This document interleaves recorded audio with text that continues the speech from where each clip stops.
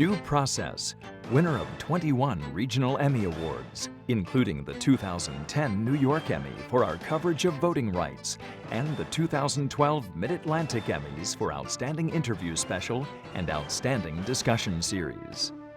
Due Process is a presentation of Rutgers School of Law, Newark, and the Edward J. Blaustein School of Planning and Public Policy.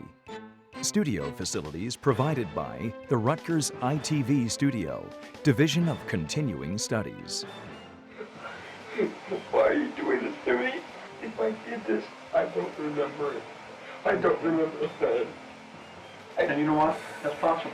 After 3 days of interrogation, a 14-year-old in California confesses to the murder of his sister. Before his trial can even begin, it's apparent he's not guilty, and 13 years later, Michael Crowe officially cleared.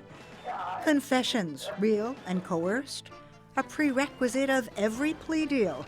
They're the way most criminal cases end, and the subject of a comprehensive new book by this Rutgers law professor, our guest on this edition of Due Process. Major funding for Due Process provided by the Fund for New Jersey, supporting informed citizens for an effective democracy.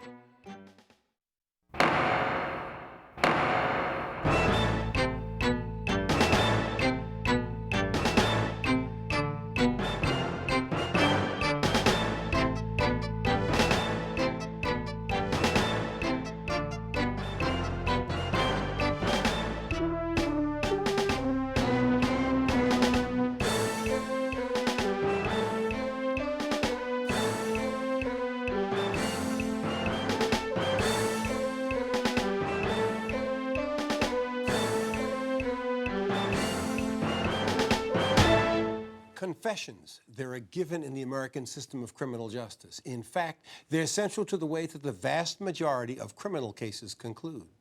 But it wasn't always that way. I'm Raymond Brown.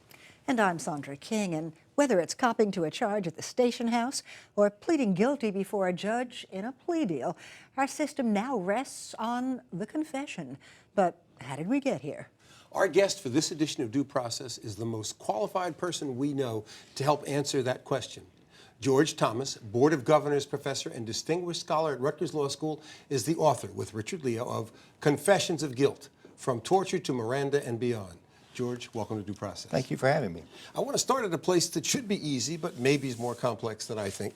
I'm assuming that you agree with the title of your book, although sometimes authors don't have a role in that. But getting past Confessions of Guilt, the subtitle, From Torture to Miranda and Beyond. Many Americans wouldn't put those words in one sentence. Why From Torture to Miranda and Beyond? Well, if you go back to the 17th century and early in the 18th century, there's a fair amount of torture used, and mostly in Europe, but some in England too, to get confessions, particularly in treason cases.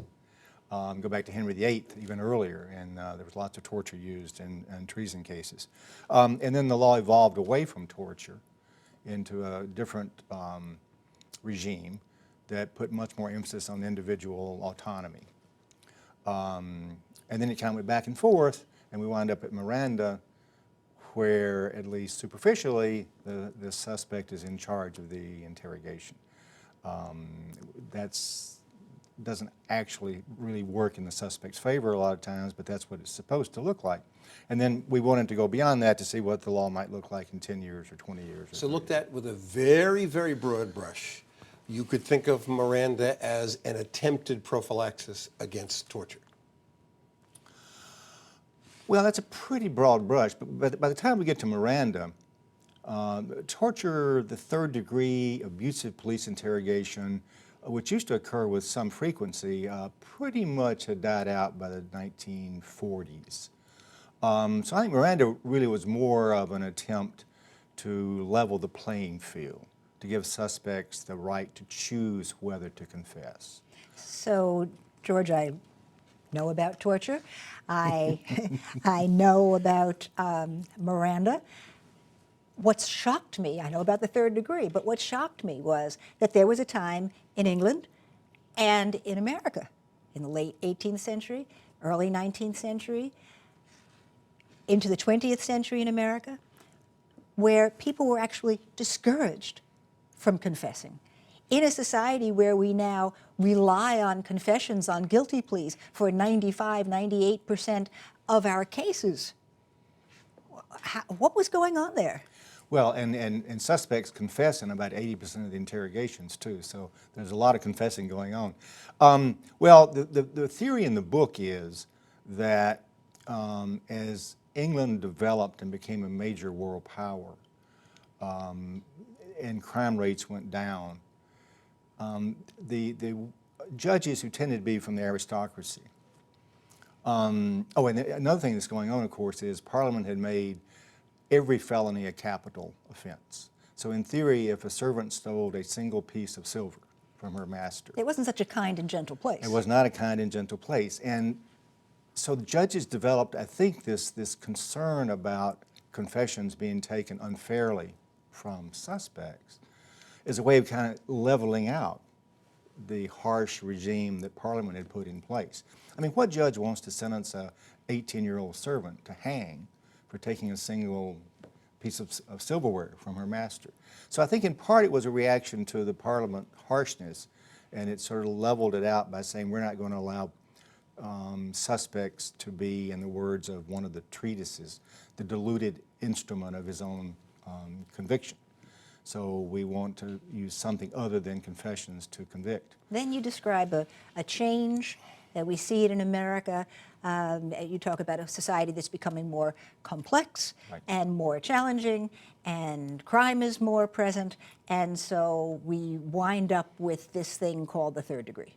Yeah, and I mean, certainly it's a fairly long road between the early 1800s and the third degree, but we get there largely for the reasons you say, it seems to me. America was developing large cities. There were large underclasses in those cities. Crime rates were high. Handguns were readily available. Policing became very difficult. Organized crime was here, and that, of course, made policing even more difficult. And so police began to put pressure on suspects when there was no other way to solve a crime. And what they did, of course, in their own minds, they said, I know this man's guilty, so what does it matter if I put a little pressure on him? And they had some very interesting ways of pressuring suspects, putting steaming hot water in the cell. There was one case where they, in August, in the Tombs in New York, they turned the furnace up to 110 degrees in the cell for days. The guy lost 20 pounds, but he finally confessed. One of your theories, which I think you maintain throughout time, is that there is a semi-extrajudicial consideration involved here, that judges will sometimes measure the safety or the threat of society when they decide how the judiciary is going to respond to, shall we call it, heavy-handedness, brutality, torture, or the third degree with respect to the suspect. Yeah, no, that is the thesis of the book, that there's a relationship between how secure the culture feels, how unthreatened we feel, and the level of pressure that we permit police to impose on suspects to get them to confess. I don't think judges consciously think, well, it's a dangerous world out there, so we've got to allow more police pressure, but I just think it works on the subconscious level. And you talk about today with the threat of terrorism. Right. I mean, so much being allowed that we might not have even imagined 20 years ago. No, 9/11 is sort of the perfect proof of the thesis of the book, although we wrote the book after 9/11. But I mean, I don't think we could have imagined the sorts of torture that was permitted at Guantanamo Bay in 1999. I just don't think it would have, I don't think any American would have said, well, we will allow the CIA to use waterboarding many, many times on these suspected terrorists. But in a world where we felt threatened, we looked the other way. One of the reviewers who read your book wrote a long review that was sung your praises, but got to the end and said, but. And the but was to suggest that Miranda is kind of an exception to your notion, that that the reviewer was suggesting that the civil rights movement and other considerations had much to do with Miranda at a time when crime rates were not skyrocketing. Do you think that there are adjustments or corollaries necessary for your theory, or are you comfortable that it really flies? Well, I read that review, and I wish I had read the review before I did the book. I think I could have done a better job of explaining my theory. But wasn't it interesting that it was a review Yeah. full of praises, Yes. and then he gets down to the last sentence and says, but his basic thesis. I don't agree that Miranda is a complete contrary proof, but he makes a very interesting point about how Miranda was, in part, a product of the civil rights movement and the court's concern with black suspects in the South. That certainly is true. But I do think what happened after Miranda does sort of rehabilitate the theory to the extent that it was taken down by Miranda, because after Miranda, a couple of years after Miranda, the crime rate soared. And the Supreme Court quickly began backing away from Miranda. A couple of chapters later in the book, I talk about how, in many ways, Miranda has been defanged. So it really is not what I think the court thought it was going to be. So what Earl Warren thought he was doing didn't turn out that way? No, I believe if Earl Warren were here today, looking at the way the Miranda doctrine has been applied, he would be stunned.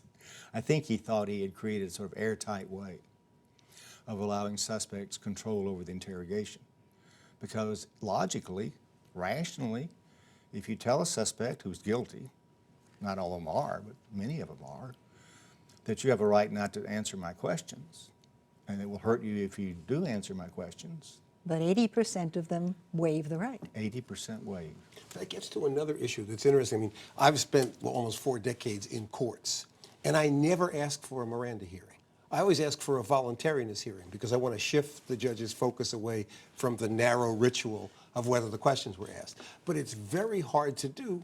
And as you point out, the waiver problem sort of flies in the face of voluntariness. That is, if the idea is that we want to have people, if they confess, do so on their own will, to have them waive without a lawyer being present, even after they've been told they have a right to a lawyer, sort of raises the question about how voluntary is that whole ritual. No, I completely agree, and that is one of the themes in the later chapters. What used to be a fairly searching inquiry into whether a confession was voluntary, and it would consider the youth of the suspect, his race, his education, other facts, whether there were friends and family who wanted to see him and the police wouldn't let them in, has become really, as you say, just a ritual now, because virtually every single waiver of Miranda convinces the judge, the suppression judge, that the following confession was voluntary. Even in cases where, under the old standard, I'm convinced it would be held involuntary. So you have the case of the 11-year-old. The 11-year-old suspect, I think this was in South Carolina, but I probably shouldn't say, I don't want to defame a state without knowing for sure. But it was a southern state, and he was accused of a pretty serious crime. And they read him his Miranda rights. And they didn't even ask if he understood them. They just started asking questions, and he kept insisting he was innocent.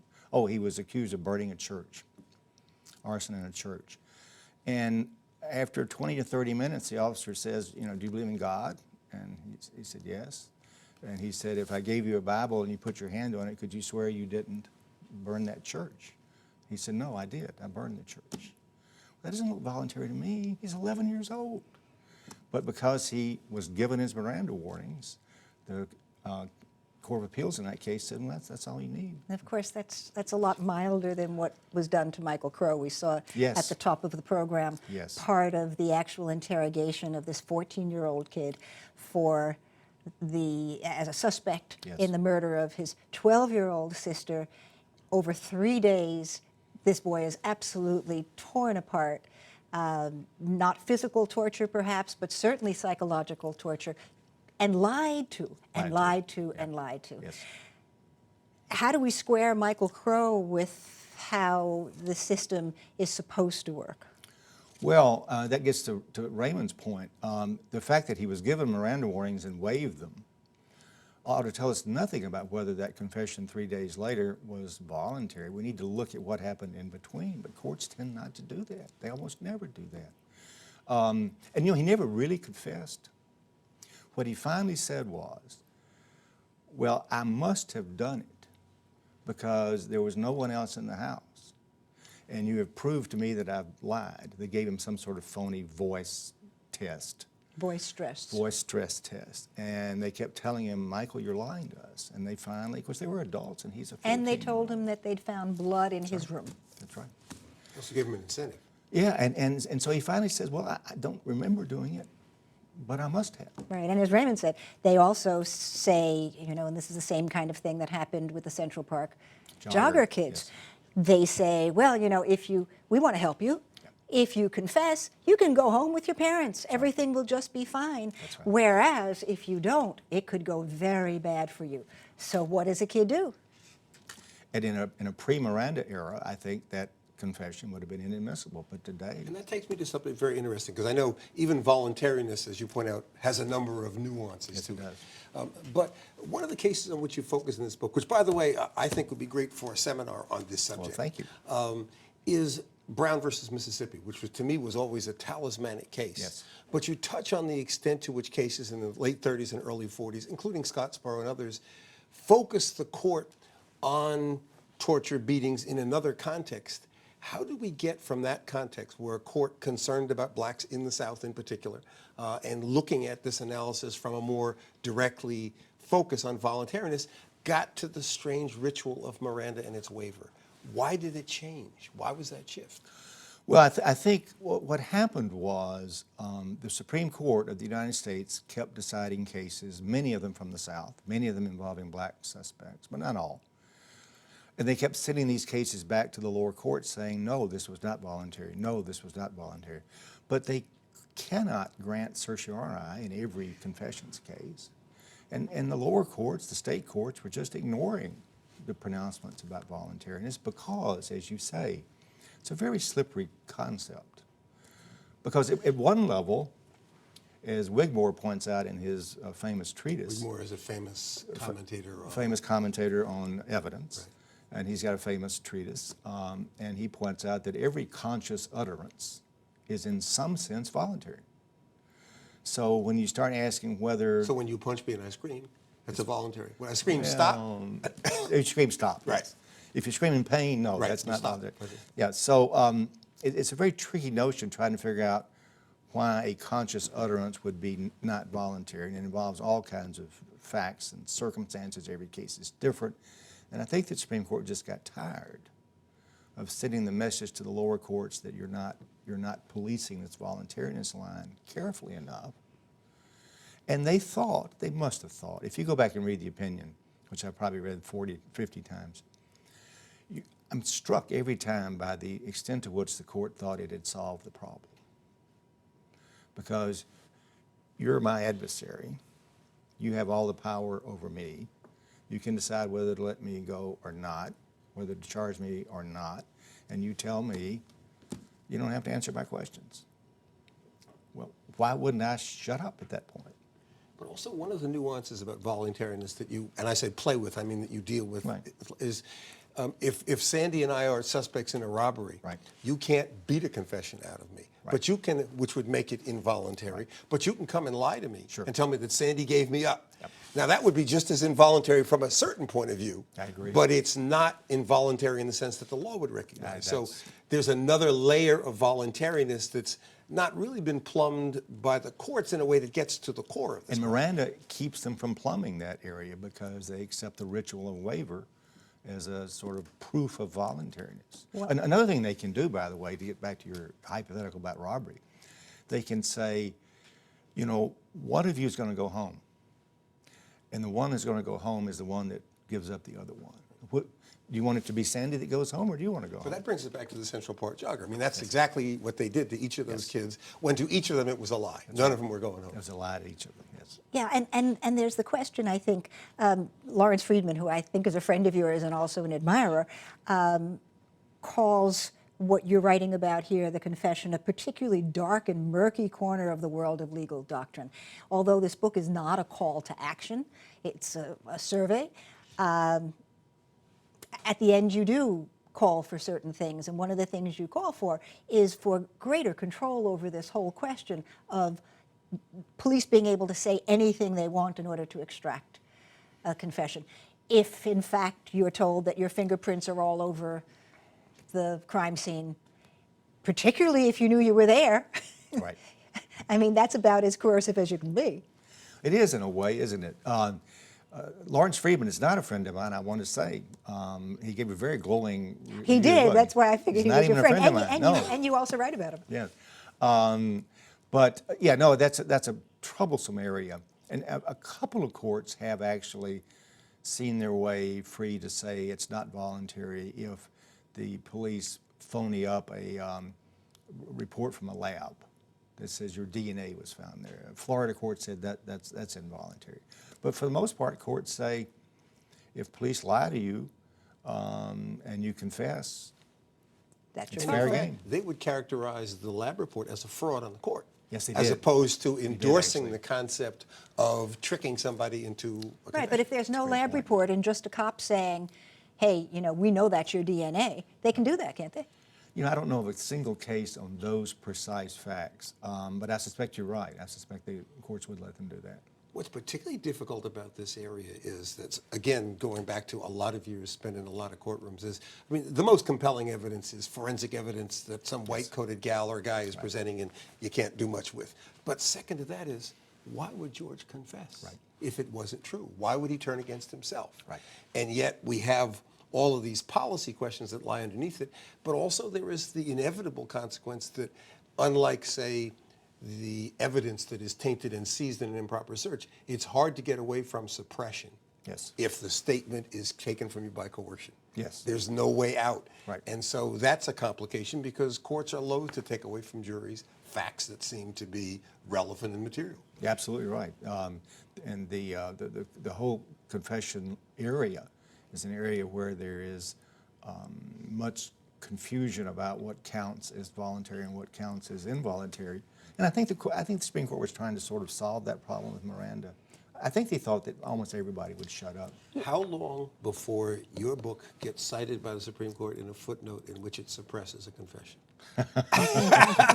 Well, I hope not very long, Raymond. I hope it's not very long. You say early on in the book that you're not there to deal with plea bargains and Right. and bail problems that lead to coerced confessions, but in fact they scream as you read this book for notice, because in fact in our society where most cases end in confessions, Right. in guilty pleas, shockingly.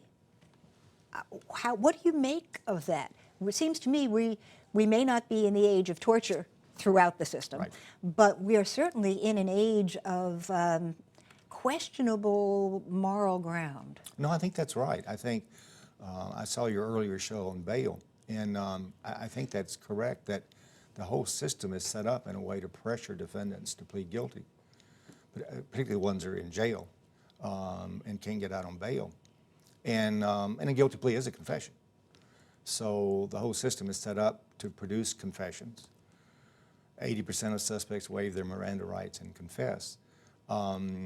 And I don't know what you do about that. I mean, Miranda has been, well, if the goal of the court in Miranda was to reduce the rate of confessions, I don't know that that was the goal, but certainly the opinion reads that way, then it's been a failure.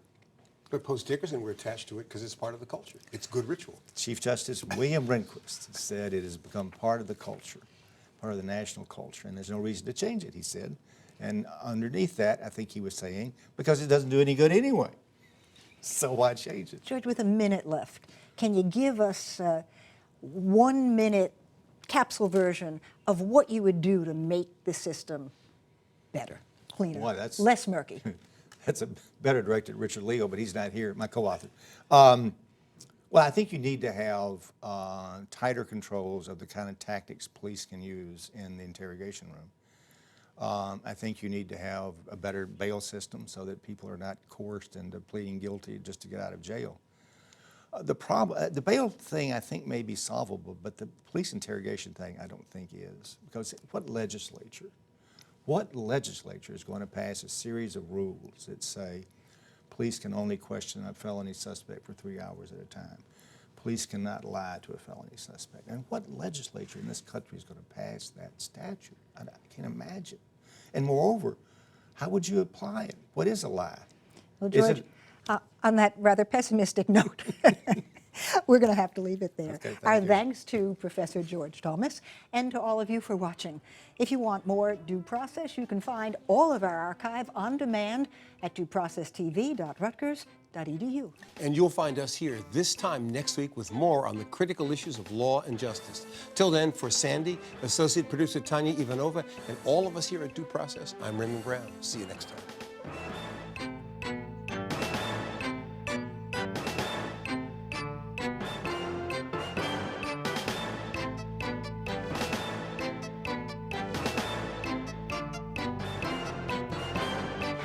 Why are you doing this to me? If I did this, I don't remember it. I don't remember the thing. And you know what? That's possible. Cut it out, Mike. Cut it out. Yeah. The reason I'm sounding impatient, Mike, is the 11th hour is rapidly approaching. All this evidence is going to be in. Put a rush on some things that, quite frankly, is going to bury you, my friend. And you need to head that off at the pass. You need to take the step over here first before you're hit with this avalanche. So if you keep trying to lie here, because you presented me as too fast, well, I'm just definitely afraid I'd rather die than go to jail.